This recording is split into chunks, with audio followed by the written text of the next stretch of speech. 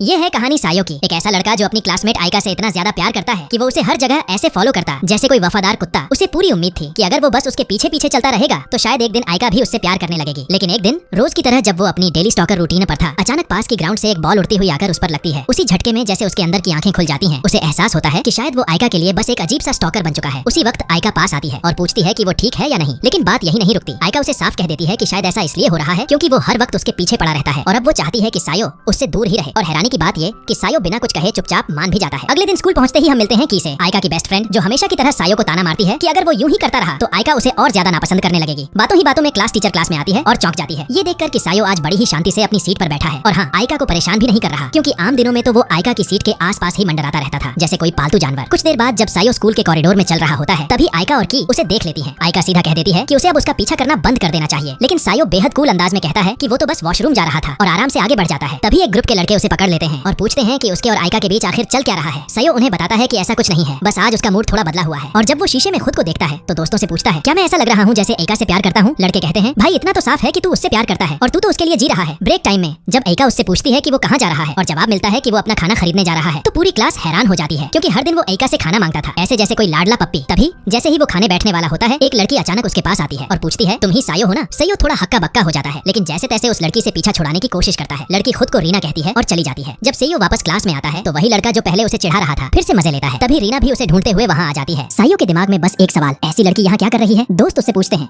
कि तुम दोनों के बीच चल क्या रहा है, लेकिन तभी क्लास में लड़कियां आती हैं और सायो फौरन आयका को सब समझाने की कोशिश करता है। मगर जब वो देखता है कि आयका थोड़ी खफा है तो बिना कोई और बात किए उसे बस यूं ही जाने देता है। फिजिकल एजुकेशन की क्लास में आयका फिर से सायो को इग्नोर करती है और उसका ध्यान भटकता है, जिससे वो बास्केटबॉल गेम में हार जाता है। थोड़ी देर बाद जब वो चेहरा धोने जा रहा होता है तो की फिर से सामने आ जाती है और तंज मारती है, दूसरी लड़कियों को ढूंढ रहा था क्या, जैसे कोई चीटर। और साथ ही रीना के बारे में बात करती है। जब सायो सुनता है कि रीना ने हाल ही में अपने बॉयफ्रेंड से ब्रेकअप किया है तो वो उसी बॉयफ्रेंड से बात करने निकल पड़ता है, ये जानने के लिए कि रीना क्या सोचती है। वो सुनता है कि रीना का एक्स अपने दोस्तों से कह रहा है, शायद मेरे टाइप की लड़की तो आयका जैसी हो। ये सुनकर सायो थोड़ा सोच में पड़ जाता है कि दुनिया में हर तरह के लोग होते हैं। तभी की आती है और फिर से उसे छेड़ती है, क्या बात है भाई, रीना वाली बात को लेकर परेशान है क्या? तभी सायो कुछ पूछना चाहता है लेकिन रीना बीच में आ जाती है और कहती है, मुझे तुमसे बात करनी है। की मजाक करती है, अच्छा तो अब सब क्लियर कर ही दो कि क्यों तूने अपने एक्स से ब्रेकअप किया। की फिर बोलती है, उस लड़के की तो सोच ही खराब होगी जो इतनी बढ़िया लड़की को छोड़ दिया। रीना अब और सहन नहीं कर पाती, वो गुस्से में कहती है, कृपया दूसरों के एक्स को जज करना बंद करो, और वहाँ से भाग जाती है। सायो उसके पीछे दौड़ता है और तभी रास्ते में एक प्यारी सी लड़की से टकरा जाता है जो कुछ सामान लेकर जा रही थी। जब वो माफी मांगने की कोशिश करता है वो लड़की घबराकर बिना कुछ बोले वहाँ से भाग जाती है। जैसे ही सायो की मुलाकात रीना से होती है वो सबसे पहले उससे की कही बातों के लिए माफी मांगता है और फिर खुलकर बताता है कि जैसे सब अफवाहों में कहते हैं, हाँ उसे आयका बहुत पसंद थी, लेकिन अब इतने बार ठुकराए जाने के बाद उसे लगने लगा है कि अब वक्त है आगे बढ़ने का। फिर वो रीना से उसके एक्स बॉयफ्रेंड के बारे में पूछता है। रीना बताती है कि उसने सुना था कि उसके एक्स ने कहा था कि आयका जैसे लड़कियां ही उसके टाइप की होती हैं और भले ही रीना को वो वैसे पसंद नहीं करता था, फिर भी ये सुनना उसे काफी तकलीफ दे गया। इसलिए अब वो चाहती थी कि उसका एक्स भी वही दर्द महसूस करे जो उसने किया। इसी दौरान सायो भी पहली बार खुलकर अपने दिल की बात कहता है। वो बताता है कि जब वो मिडिल स्कूल में था तब एक लड़की ने उसे इतने बुरे तरीके से रिजेक्ट किया था कि जब उसके बॉयफ्रेंड ने उसे मारा तो वो सीधे उड़ता हुआ आयका के पास पहुंचा, लेकिन आयका ने बाकी सबकी तरह उसे दुत्कारा नहीं बल्कि उसका हाथ थामा और वहीं से शुरू हुआ उसका एकतरफा प्यार। सायो कहता है कि भले ही आयका उससे प्यार ना करती हो लेकिन वो दूर से भी उसका साथ दे सकता है ताकि वो खुश रह सके। रीना के जाने से पहले सायो उससे कहता है कि ये सिर्फ उसका एक्स नहीं था जो ऐसा था, शायद हर लड़के में कुछ ना कुछ वैसा ही होता है। स्कूल में सायो कहता है कि उसने रीना से कभी कुछ पाने की उम्मीद नहीं रखी थी, बस उसके साथ बिताया गया समय ही उसके लिए एक इनाम जैसा था। तभी वही पुराने लड़के फिर से उन्हें चिढ़ाने आते हैं, लेकिन सायो हंसी में उड़ा देता है, अरे भाई मत डिस्टर्ब करो, हम दोनों अभी अभी तलाक ले रहे हैं। बात खत्म भी नहीं होती कि तभी आयका अचानक सायो के घर पहुंच जाती है और कहती है कि उसका नॉर्मल बिहेवियर उसे और भी ज्यादा अजीब बना रहा है क्योंकि वो अब अजीब नहीं लग रहा। सायो सारी बातें साफ कर देता है और एक बार फिर उससे कहता है कि क्या वो उसके साथ बाहर चलेगी, लेकिन आयका एक बार फिर से उसे रिजेक्ट कर देती है। इस बार सायो पहली बार उसे उसके नाम से नहीं बुलाता और पूरे सम्मान के साथ माफी मांगता है कि उसने इतने वक्त तक उसे परेशान किया। लेकिन बात यहीं खत्म नहीं होती। सायो की बहन जो छुपकर सब कुछ सुन रही थी उन्हें बीच में टोक देती है, इसलिए सायो उस पल को वहीं खत्म करता है और आयका को घर छोड़ने निकल पड़ता है। रास्ते में आयका उससे पूछती है कि आखिर वो उससे और क्या कहना चाहता था। सायो बताता है कि अब वो उसे बिल्कुल भी परेशान नहीं करेगा, बस चाहता है कि वो दोनों नॉर्मल क्लासमेट्स की तरह रहें। साथ ही वो थोड़ा मजाक में पूछता है कि क्या उसकी कोई ऐसी फ्रेंड है जो सायो के टाइप की हो। ये सुनते ही आयका का चेहरा गिर जाता है, वो नाराज, उदास और रोते हुए वहाँ से चली जाती है। अगले दिन सायो की से कहता है कि शायद अब वाकई आगे बढ़ने का वक्त आ गया है और सीट बदले जाने को वो एक नई शुरुआत की तरह देख रहा है। की उसे टोकती है, तो अगर तू वाकई सीरियस है तो ये भी समझ कि आयका के पास कभी कोई दोस्त नहीं थे, सिर्फ तेरे चक्कर में तू हर वक्त उसके आसपास मंडराता रहा। ये सुनकर सायो की सोच और भी मजबूत हो जाती है। अब वो सच में उसे दूर से सपोर्ट करेगा ताकि वो खुश रह सके। ब्रेक में वही पुराना लड़का यामाजाकी सायो से पूछता है कि क्या वो पिछले कुछ दिनों से थोड़ा डाउन नहीं लग रहा। सायो मुस्कुराकर कुछ बोलता है और क्लास से निकल जाता है। रास्ते में हम मिलते हैं रिन से, जो कि स्कूल की मोरल पब्लिक कमेटी की तेज तर्रार प्रेसिडेंट है। सायो को एहसास होता है कि वो जिस लड़की से पहले टकराया था रिन उसी से जुड़ी है। वो रिन से माफी मांगता है और आगे बढ़ने की कोशिश करता है, लेकिन रिन उसे रोकती है और बताती है कि वो लड़की दरअसल लड़कों को लेकर बहुत ज्यादा असहज महसूस करती है और इसलिए ऐसे रिएक्ट कर रही थी। सायो फिर से चलने लगता है, लेकिन रिन इस बार उसे पकड़कर सीधे स्टूडेंट काउंसलिंग रूम ले जाती है और वहाँ उसे बताती है कि उस लड़की का नाम है यूयू इनातोमी। यूयू मोरल कमेटी की मेंबर थी, मेहनती, अनुशासित और पूरी तरह रिन की तरह समर्पित। लेकिन इन सब के बावजूद कभी कभी उसका आत्मविश्वास डगमगा जाता था और वो एकदम से नेगेटिव सोचने लगती थी। इस पर सायो कहता है कि हो सकता है ये सब रिन जैसी शानदार प्रेसिडेंट को काम करते देखकर ही ऐसा फील करती हो। रिन हल्की सी मुस्कान के साथ मानती है कि उसे भी कभी कभी लगता है कि वो खुद इस प्रॉब्लम का हिस्सा है, क्योंकि जब वो उन लड़कियों को मोटिवेट करने की कोशिश करती है तो वो जवाब में कहती है तुम तो प्रेसिडेंट हो, तुम्हारे लिए तो सब आसान है। यानी कि उनके लिए रिन की बातों का कोई असर नहीं पड़ता, क्योंकि वो सोचती है कि रिन उन्हें समझ ही नहीं सकती। सायो तब एक दिलचस्प सलाह देता है, मोटिवेशन देने की जरूरत नहीं है, बस उनके कंधे पर एक हल्की सी थपकी दो और पास खड़े रहो। एक लीडर का इतना साथ ही बहुत होता है। वो आगे जोड़ता है कि क्योंकि रिन उनके लिए एक बहुत बड़ी और रिस्पेक्टेड फिगर है, इसलिए सिर्फ उसकी मौन सपोर्ट से भी उनका आत्मविश्वास वापस आ सकता है। जैसे ही वो वहाँ से जाने वाला होता है, रिन उससे उसका नाम पूछती है, लेकिन सायो जो अब उस बातचीत से बचना चाहता है झूठ बोलता है, मेरा नाम यामाजाकी है। अगले दिन सायो अपनी बहन के साथ कुछ सामान स्टूडेंट काउंसिल के रूम तक पहुंचाने में मदद कर रहा होता है। तभी कैडे स्टूडेंट काउंसिल की वाइस प्रेसिडेंट देखती है कि आयका एक बार फिर अकेली जा रही है। वो सायो से कहती है जाओ अब इस बार एक ढंग की बातचीत कर लो। दोनों जब मिलते हैं तो माहौल इतना टेंशन से भरा होता है कि कोई कुछ नहीं कहता, बस चुपचाप साथ चलते हैं। स्कूल तक पहुंचते हैं। वहीं के सायो को बताती है कि मोरल कमेटी की प्रेसिडेंट रिन उसे गुस्से में ढूंढ रही है। सायो वहाँ से भागने की कोशिश करता है, लेकिन तब तक रिन खुद बाहर निकल आती है और सामने से उसका सामना करती है। वो सीधा सवाल करती है, तुमने झूठ क्यों बोला और अब ब्रेक में काउंसलिंग रूम आ जाना। जब ब्रेक टाइम आता है तो सायो वहाँ पहुंचकर सबसे पहले माफी के तौर पर कुछ खाने का सामान देता है। रिन उससे पूछती है झूठ बोलने की जरूरत क्यों पड़ी। सायो जवाब देता है, सोचो जरा, अगर कमेटी की किसी लड़की को मेरा असली नाम पता चल जाता तो कितना झंझट होता। और वैसे भी यामाजाकी नाम देने में कोई बुराई नहीं, क्योंकि उस एक छोटी सी बातचीत में मैं तुमसे काफी इंप्रेस हो गया था। इतने में यूयू अपनी हिम्मत जुटाकर कहती है, शायद यामाजाकी सच में इंप्रेस हो गया होगा क्योंकि मैं बहुत सुंदर हूँ। सब थोड़ा हंसते हैं, लेकिन रिन तब सायो को बताती है कि उसने उसे वहाँ इसलिए नहीं बुलाया था। असल में वो चाहती थी कि यूयू उस दिन की अपनी हरकत के लिए सायो से माफी मांगे। यूयू फिर सायो से दिल से माफी मांगती है और कहती है कि वो पूरी कोशिश करेगी अपने अंदर के पुरुषों को लेकर डर को दूर करने की। क्लास में लौटते वक्त सायो देखता है कि आयका अब दूसरी लड़कियों से घिरी हुई है और जब की उससे पूछती है कि क्या वो उनके साथ बैठेगा तो वो मना कर देता है। मन ही मन सोचता है शायद असल वजह यही थी कि आयका के कभी दोस्त नहीं बन पाए, मैं ही तो था जो उसकी दुनिया को सीमित कर रहा था। उसी वक्त वाइस प्रेसिडेंट केडे उसे स्टूडेंट काउंसिल रूम में बुलाती है और बिना समय गंवाए उस पर इल्जाम लगाती है कि उसने अपने डॉक्यूमेंट्स फर्जी बनाकर स्कूल में किसी काम के लिए अप्लाई किया है। सजा के तौर पर उसे एडमिन वर्क में लगा दिया जाता है। दूसरी तरफ यूयू रिन से कहती है, जब मैंने सायो से माफी मांगी तो ऐसा लगा जैसे उसकी आंखों में कुछ था, जैसे वो मुझसे कुछ कहना चाहता हो पर कह नहीं पाया। रिन को सायो की दी हुई सलाह याद आती है और वो भी बस यूयू के कंधे पर एक हल्की सी थपकी देती है बिना कोई बड़ा भाषण दिए। अगले दिन आयका की नई फ्रेंड्स उससे पूछती हैं, क्या हम आज तुम्हारे घर आ सकते हैं, तुम्हारी छोटी बहन तो बहुत ही प्यारी है। प्लान तय हो जाता है और तभी के सायो से पूछती है, तू भी चलेगा ना। सायो की नजरें सीधा आयका की तरफ जाती हैं, उसकी इजाजत का इंतजार करते हुए, लेकिन सायो को आयका से जो जवाब मिलता है वो सीधा और सख्त होता है। वो कहती है कि अपनी छोटी बहन के पास वो किसी ऐसे लड़के को भटकने भी नहीं देगी। स्कूल से लौटते वक्त जब सायो घर की ओर जा रहा होता है, आयका अचानक उसके पास आती है और पूछती है कि क्या वो सच में उनके घर नहीं आने वाला। लेकिन उससे पहले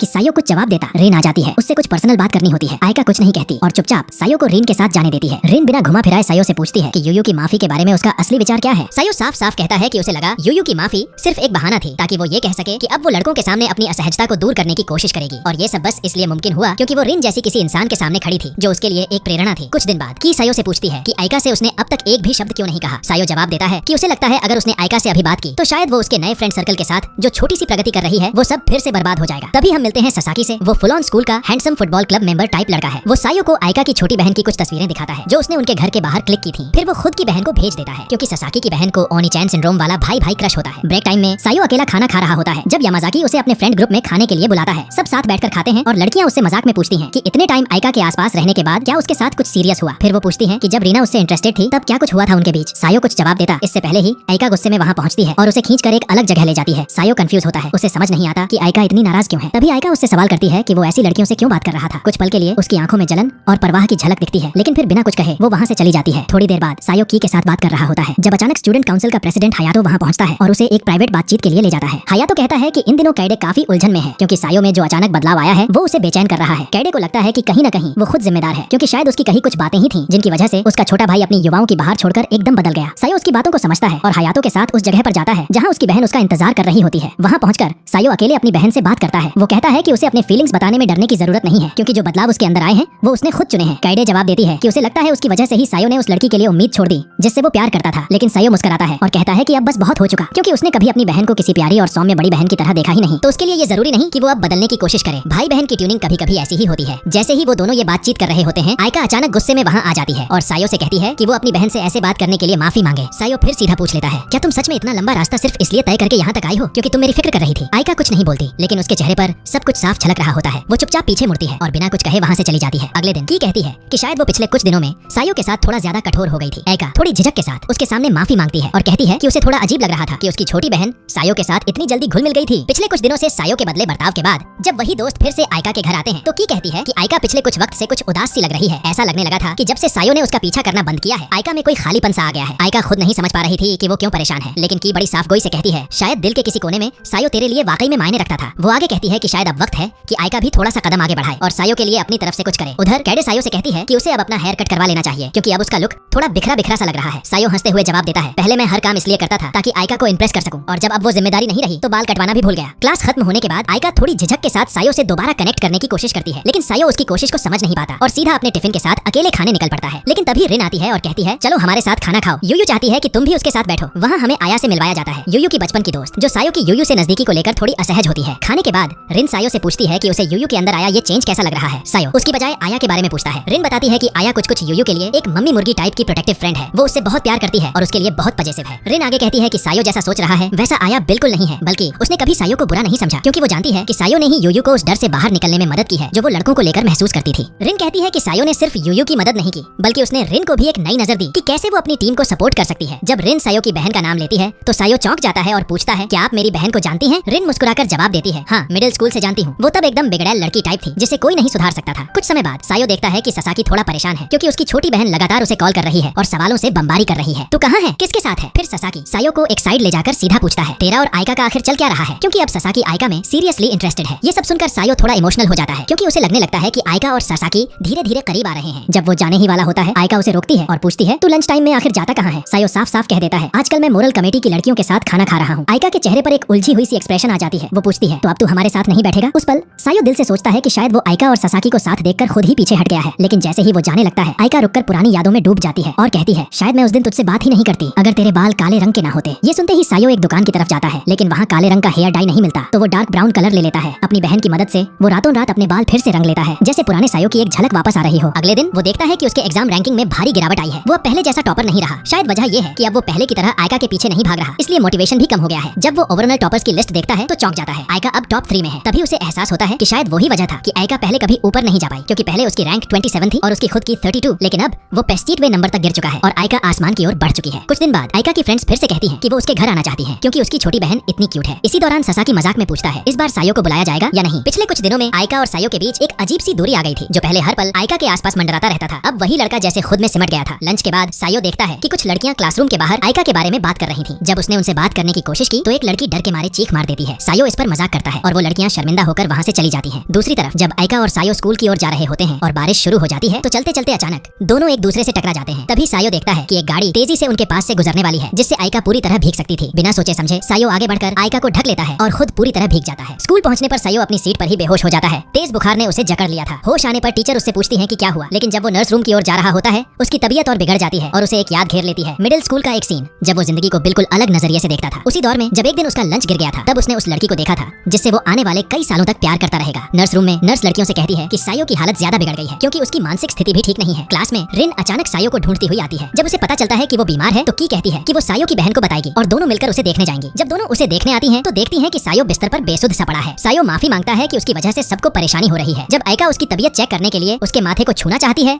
तो वो मना कर देता है। वो कहता है, मैं नहीं चाहता कि तुम बीमार हो जाओ, इसलिए मत छूना। लेकिन जब उसकी बहन और रिन वहाँ आती हैं तो वो बिना किसी झिझक के उन्हें पास आने और उसका माथा छूने देता है। कुछ दिन बाद पहले दिखी ब्लॉन्ड लड़की फिर से सायो से बात करती है। जब वो आयका को देखती है तो सीधा उसके पास जाती है और एक बात रखने की कोशिश करती है। वहीं वो अपना नाम बताती है, क्लॉडीन, और कहती है कि वो स्टूडेंट काउंसिल प्रेसिडेंट बनने की कैंडिडेट है और आयका से उसे सपोर्ट करने को कहती है। सायो बिना झिझक उससे पूछता है, तुम चाहती हो कि आयका बस तुम्हारी प्रचार प्रसार वाली पोस्टर गर्ल बन जाए? फिर वह कहता है कि ये बहुत ही घटिया आइडिया है क्योंकि आयका उससे कहीं ज्यादा सुंदर है और अगर लोग सोचने लगे कि असली कैंडिडेट आयका है लेकिन असल में तुम हो तो वोटर्स बहुत ज्यादा निराश हो सकते हैं। ये सुनते ही क्लॉडीन गुस्से से तिलमिला उठती है और आयका पर ही भड़क जाती है। फिर वहाँ बनती भीड़ के सामने कहती है कि वो फिलहाल के लिए वहाँ से जा रही है। इसके बाद जब सायो दोपहर का खाना ढूंढ रहा होता है तो यूयू उसे बुलाती है कि आकर उसके साथ खाए। रिन भी कहती है कि उसे उनके साथ बैठना चाहिए क्योंकि अब तक वो एक भी लड़का फर्स्ट या सेकंड ईयर से अपने ग्रुप में नहीं जोड़ पाई है। खाना खाते वक्त यूयू उसका हाथ पकड़कर कहती है, मुझे तुम पर भरोसा है। और ये बात सुनते ही कमेटी की बाकी लड़कियां एकदम जलभुन जाती हैं। थोड़ी देर बाद स्टूडेंट काउंसिल और मोरल कमेटी की ओर से एक घोषणा होती है। आने वाले हफ्तों में मिडिल स्कूल के कुछ स्टूडेंट्स इस हाई स्कूल का विजिट टूर करेंगे ताकि वो आगे के लिए अप्लाई कर सकें। इस आयोजन के लिए जिन छात्रों के पास क्लब एक्टिविटी नहीं है उन्हें एक वॉलंटियर गेम में हिस्सा लेना होता है ताकि डिसाइड किया जा सके कि कौन गाइड बनेगा। इस गेम में सायो और आयका दोनों हिस्सा लेते हैं। भाग्य से सायो वॉलंटियर बनने से बच जाता है, लेकिन आयका उतनी लकी नहीं होती। तभी ससाकी, जो कि आयका में इंटरेस्टेड है, अपनी जगह किसी और से बदलकर खुद वॉलंटियर बन जाता है ताकि आयका के साथ ज्यादा समय बिता सके। इसके बाद हम देखते हैं कि अब हमारा प्रोटैगनिस्ट सायो एक पुरानी किताबों और मैगजीन की दुकान में काम कर रहा है। अपनी ड्यूटी के दौरान वो दूर से देखता है कि कुछ मिडिल स्कूल के लड़के एक छोटे बच्चे को परेशान कर रहे हैं। वो तुरंत बीच में दखल देता है और बच्चे से किसी फैमिली मेंबर का नंबर पूछता है ताकि उसे बुलाया जा सके। थोड़ी देर में एक लड़की वहाँ पहुँचती है, बिल्कुल मैच्योर और शांत दिखने वाली, जिसे देखकर सायो अंदाजा लगाता है कि वो शायद यूनिवर्सिटी स्टूडेंट होगी। अगले दिन जब वो अकेले बैठा होता है, कैडे उसे पूछती है कि क्या उसे रिन की इन्विटेशन मिली थी मोरल पब्लिक कमेटी में शामिल होने की। कैडे आगे कहती है कि अगर वो उस कमेटी में नहीं गया तो स्टूडेंट काउंसिल में शामिल हो जाए, क्योंकि वो नहीं चाहती थी कि काउंसिल किसी ऐसे हाथों में जाए जिसे कोई जानता ही ना हो। शाम को वही लड़की जो कल आई थी दुकान पर फिर से आती है। सायो थोड़े नर्वस अंदाज में कहता है कि वो बहुत मैच्योर लगती है, जिससे वो थोड़ा घबरा गया था। लड़की मुस्कुराकर जवाब देती है कि पहली बार किसी ने उसे ऐसा कहा, वरना लोग हमेशा कहते हैं कि वो अपनी उम्र से ज्यादा क्यूट या बच्ची लगती है। थोड़ी बातचीत के बाद वो सायो को उस दिन की मदद के लिए थैंक यू कहती है और बताती है कि उससे बात करके उसे बहुत कुछ समझ आया, क्योंकि काफी वक्त से उसने किसी लड़के से ढंग से बात नहीं की थी। फिर जाते जाते वो सायो को एक छोटा सा गिफ्ट देती है और पूछती है कि क्या वो फिर से इस दुकान पर आ सकती है। कुछ दिन बाद वही लड़की फ्यूका फिर से दुकान पर आती है और दोनों थोड़ी देर तक बातें करते हैं। सायो उसके पहने हुए हैंडमेड एक्सेसरी की तारीफ करता है, जिस पर फ्यूका बताती है कि ये उसने अपने पापा के साथ समुद्र किनारे एक छोटी दुकान से खुद बनाया था। जब सायो उस जगह का जिक्र सुनता है तो उसके दिमाग में चलता है कि इस साल आइका के लिए भी ऐसा कुछ देना चाहिए या नहीं, या शायद अपने उस एकतरफा प्यार के लिए आखिरी बार कुछ खास कर लेना चाहिए। लेकिन तभी फ्यूका के चेहरे की खुशी देखकर उसे एहसास होता है कि वो खुद उस जगह को लेकर कितनी एक्साइटेड है। इसलिए वो उससे पूछता है, क्या तुम मेरे साथ चलना चाहोगी? जैसे ही वे मेट्रो स्टेशन पहुंचते हैं, सायो देखता है कि फ्यूका थोड़ी अनकंफर्टेबल लग रही है। वो पूछता है, सब ठीक है? फ्यूका धीरे से कहती है कि इस तरह के कपड़े पहनकर बाहर निकलना उसे अजीब लग रहा है, क्योंकि वो आमतौर पर अपनी मिडिल स्कूल की यूनिफॉर्म ही पहनती थी। सायो हैरानी से पूछता है, तुम्हारे दोस्त कुछ नहीं कहते? फ्यूका मुस्कुराकर जवाब देती है कि कहते तो हैं, लेकिन वो उन कपड़ों से बहुत जुड़ी हुई है, इसीलिए उन्हें छोड़ना आसान नहीं है। वहीं दूसरी ओर आइका की फ्रेंड्स आइका की छोटी बहन के साथ बीच पर जाने की प्लानिंग करती हैं और रास्ते में सायो के घर से गुजरती हैं कि उसे साथ चलने का न्योता देती है, लेकिन वो मना कर देता है क्योंकि इस वक्त वो पहले से ही फ्यूका के साथ बीच पर है। वहीं सायो के मन में सवाल आता है, यूनिवर्सिटी में डेट्स कैसी होती होंगी? कुछ देर सोचने के बाद वो फ्यूका से पूछता है कि वो अक्सर बीच पर आती है क्या? फ्यूका बताती है कि हाँ, वो हर साल अपनी फैमिली के साथ आती है, हालांकि ज्यादा बार नहीं, क्योंकि उसके स्विम सूट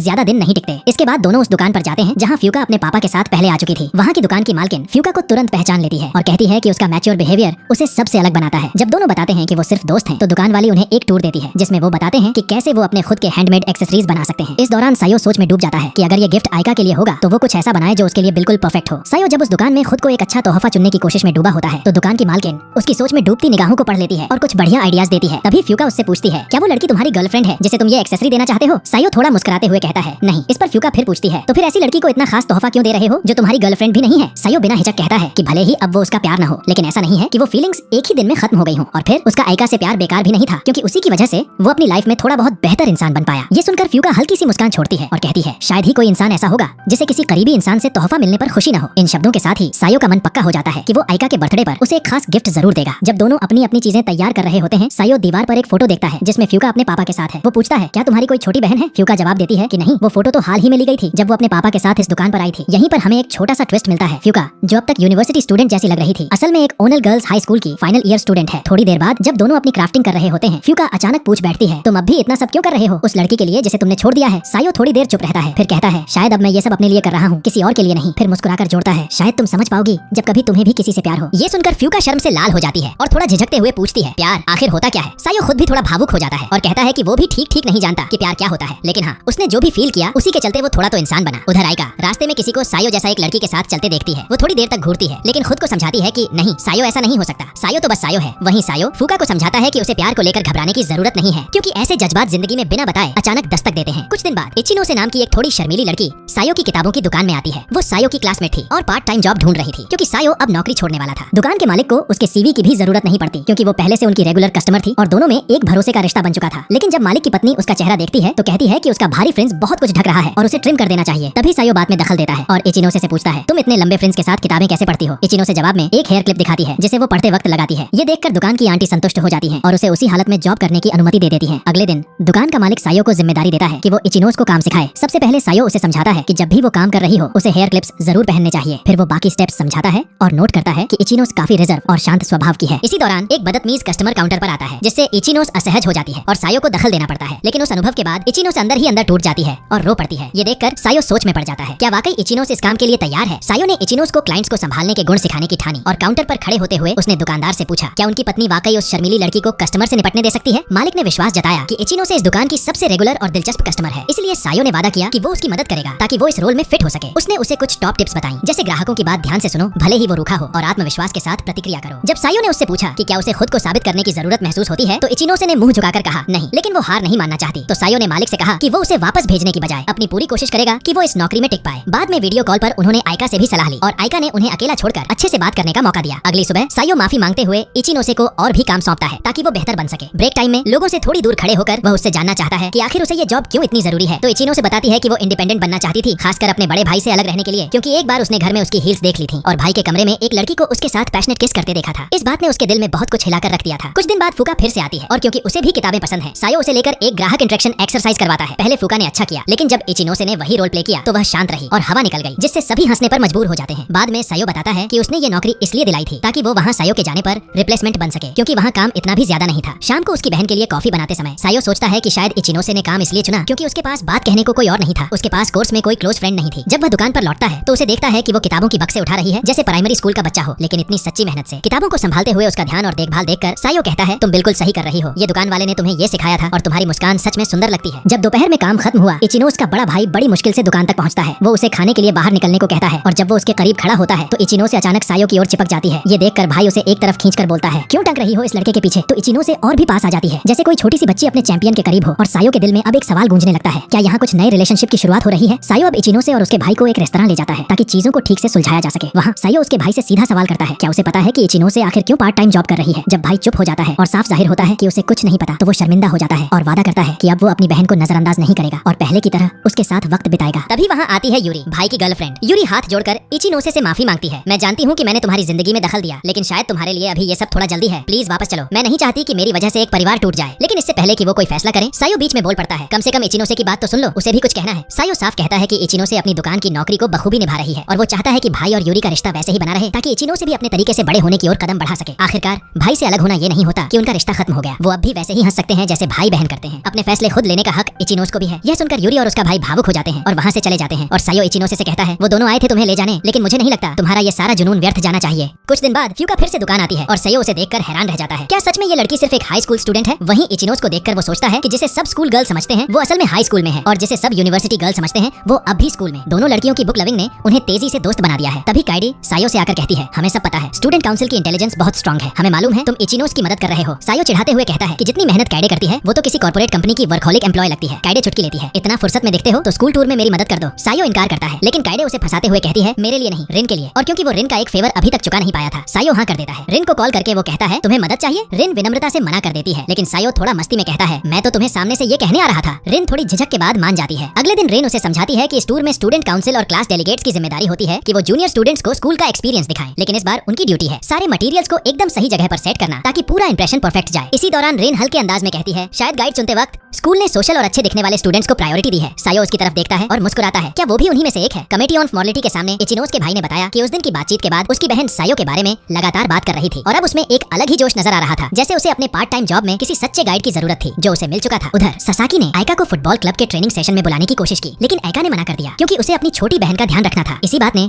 हमें आइका के अतीत की एक झलक दी, जहाँ अपनी बहन की जिम्मेदारी ने उसकी सोशल लाइफ लगभग खत्म कर दी थी। लेकिन फिर एक दिन एक लड़का उसके सामने आया, एक ऐसा लड़का जिसकी ट्रे उसके हाथ से गिर गई थी और जब कोई उसकी मदद को नहीं आया तो आइका ने खुद को उसमें देखा, अकेला, परेशान और गुमसुम। कुछ दिन बाद वो लड़का आइका के सामने अपना दिल खोल देता है, तुम्हारी दयालुता ने मुझे मोह लिया है, क्या तुम मेरे साथ बाहर चलोगी। आइका उसे मना कर देती है, कहती है कि उसकी जिंदगी में पहले से बहुत जिम्मेदारियां हैं, पर लड़का हार नहीं मानता। वो आइका के पीछे बना रहता है, मुस्कुराता रहता है और उसी स्कूल में दाखिला भी ले लेता है जहाँ आइका पढ़ती थी और जहाँ उसकी परफॉर्मेंस हमेशा औसत रही थी। वहाँ उसने एडमिशन टेस्ट क्लियर कर लिया सिर्फ आइका की वजह से। वक्त के साथ किए जैसे लोग भी उसकी जिंदगी में आए और उसे एक खुशहाल स्कूल लाइफ का एहसास देने लगे। लेकिन जब से सायो ने उसका पीछा करना बंद कर दिया, आइका के अंदर एक अजीब सी बेचैनी घर करने लगी थी। क्या वाकई उसकी लाइफ पूरी थी? उसी बेचैनी में वो सायो को देखते ही भागने लगती है और सीधे जाकर उससे टकरा जाती है। सायो हैरान है कि आइका उसे ढूंढती हुई आई है। वो पूछता है, क्या हुआ, सब ठीक है? तुम कुछ ज्यादा ही नॉर्मल लग रही हो मेरे साथ। आइका थोड़ा चुप रहती है, फिर कहती है, हमने बहुत दिन से बात नहीं की थी और मैं उदास महसूस कर रही थी। ये सुनकर सायो मुस्कुराता है और बताता है कि वो भी उससे बात करना चाहता था, लेकिन काम में बहुत बिजी था, कमेटी और अपने जॉब की वजह से। तभी आइका थोड़ी जलन भरे लहजे में पूछती है, क्या वो इचिनोसे वाली बात थी? सायो उसके नाम पर थम जाता है, लेकिन फिर मुस्कुराकर कहता है, हाँ, और सच कहूँ तो तुम्हारी दी गई सलाह की वजह से